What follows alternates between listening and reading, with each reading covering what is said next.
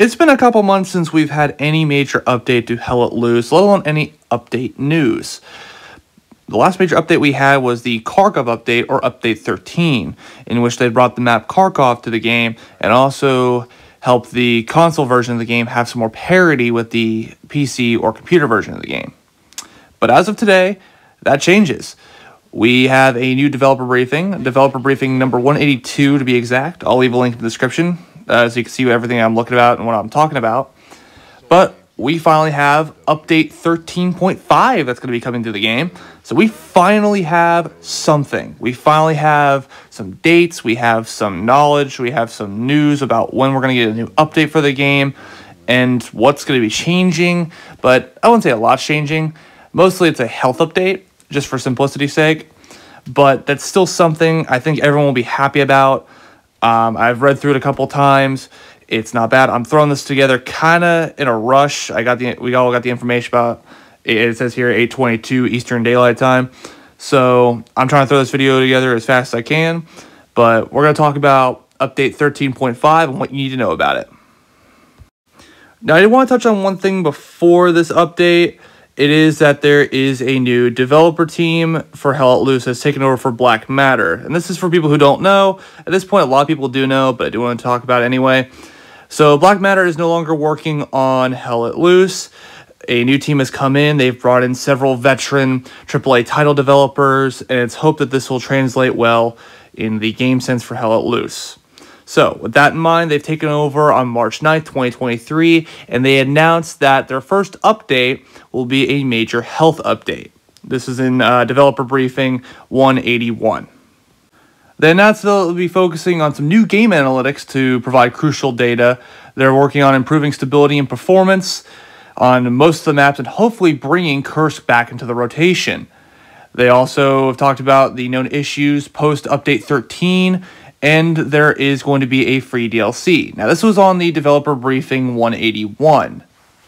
So I do want to go over developer briefing 181 because they do touch on a lot of the items they want to put into this first update or this major health update for the game. So they do talk about in brief detail that they want to put in some new game analytics to help them get some crucial data about certain issues in the game. The big thing that they have a huge laundry list for are improving stability and performance. And I'm just going to go through in brief detail of a lot of those items. So, the voice chat functionality, server stability and performance, bringing Kursk back into the lineup, Quarantine getting some LOD improvements, and just overall, a lot of the maps will have some optimization, such as like Hill 400, St. Mary du Mont, St. Mary Glise, and so on. Now, there are some known issues post Update 13 that they wish to address, and this is what they come down to. Some gameplay things, so a lot of it with machine guns, some UX UI things, some visual effects and sound effects. They also talked about that they will be bringing a free DLC, which will be called Near Miss. Basically, it's going to be battle damaged, like helmets and stuff like that. So we're going to talk about developer briefing 182 now, and a lot of it is generalized information, but we do have some important insights to share. The biggest thing being probably in the title itself. Update 13.5 arriving April 5th. So we have a date for the update, which we haven't had in a while. We've heard a lot of stuff about certain things, but we never really got any dates with those moving forward after Update 13. We always wondered what happened about the Commonwealth update and where that was and so on. So it's nice to have a date to put on for this upcoming update. And a lot of things they touch on in their titles of all their paragraphs. Continuous improvements. So they do say that there is going to be the first of many health updates to land this year to improve stability across all platforms, which I think for a lot of people is the biggest thing, is just making sure they can just play the game, it flows right, everything sounds good, and that's a big thing for a lot of people. So that's good, and I'm glad we're going to be getting a lot of health updates this year. In those opening paragraphs as well, we do get told that there is a roadmap to be arriving ahead of Update 13.5. And they're looking to post it on YouTube if we're going off of the developer briefing what it's talking about. This means we can finally see what's going to be announced for this year, other health updates, maybe weapon changes, other little bits and pieces that could be added, and probably what a lot of people are looking forward to, the Commonwealth update, where they'll bring the British Empire in the game. That is if it's still on the table, though, and we'll see what that comes when they finally bring the roadmap out. Now, moving forward, though, they do have a final changelog in the works to outline all of the platform fixes in more detail, such as a range of visual bugs and connection errors, as well as haptic feedback errors that will be addressed in Update 13.5 in an aim to provide better stability, as is outlined in the paragraph I have just mentioned.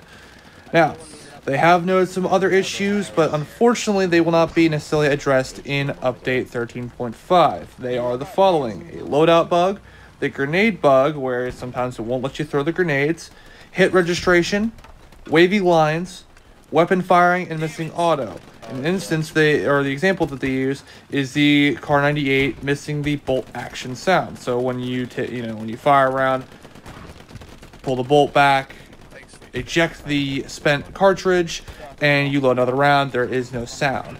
So they're looking to fix that. And those are the issues that will be addressed in later updates. Now, there are some other changes that they are bringing with Update 13.5, including several reload animations. In particular, the M1 Garand, MP40, and TT-33 Russian pistol, in which I will show on screen their old animations and new animations, what they are bringing to the game.